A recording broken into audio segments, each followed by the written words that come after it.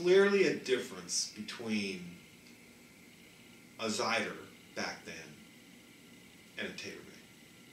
Clearly. Much faster. It was forged. Forged. It was not cast. And that was my very first lesson on the difference between forging and casting. Was it the time of titanium? It was all titanium. Okay. It was titanium at the time, but what I learned was that when you take titanium and you harden it and you put it together in a driver in a forging process rather than pouring it in a liquid process, you can actually make it much, much harder. I mean, it's like a sword. You know, you would never take a cast sword to a sword fight against a forged sword. It would be one swing and the cast sword would shatter. So the beauty of the forging process allows you to take titanium and harden it. And you've got your alphas. So I started studying metals. I found it very intriguing. And realized that I could make a driver. And I used a company that I was hitting at the time in 2004. And they assisted me in getting my first driver made called the Red Hot Chili Pepper. And it was 100% forged head. And it really wasn't my design, it was my finish. I picked the metals, but it was their design. And I went out and I sold 10,000 of them by doing charity golf tournaments. And I launched the Krank at the time. And then the very first driver that Krank really actually designed was called the El Diablo.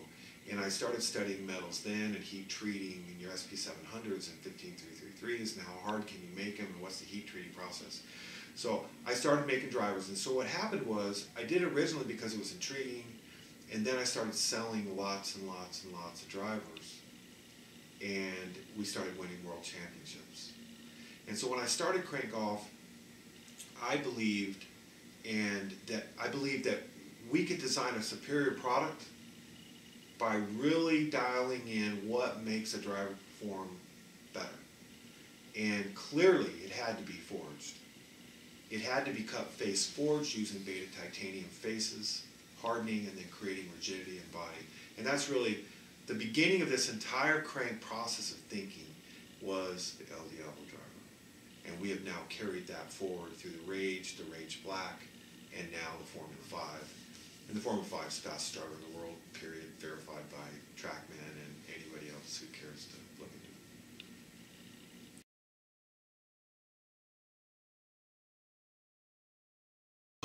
There's a lot of forged, and you know, you find some companies saying that we're a forged product. Well, the truth is the body's probably cast, and they put a forged insert piece in the face, and they call it a forged product.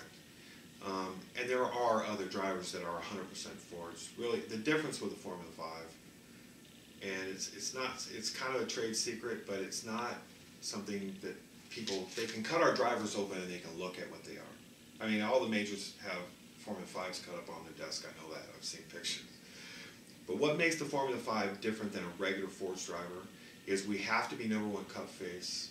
We heat treat a unique way of heat treating that gets our Rockwell hardness up to 48 to 50, which is very, very difficult to do. It's a secret part. It's a secret, you know, it's a secret of how to get the heat treating process to get the metal harder.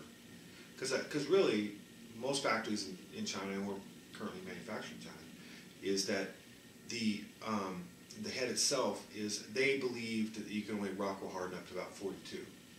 Well, we clearly learned how to Rockwell harden. We've Rockwell hardened this up to 56, which is too hard. It's too brittle, and it will break. But that 48 range is really what we're looking for. And then how we mill it, how we choose our metals, because you can't flatten a Formula 5, and that is a big truth for us. So you take the metal, the hardening, the milling, the body, the rigidity of the body so it doesn't bow.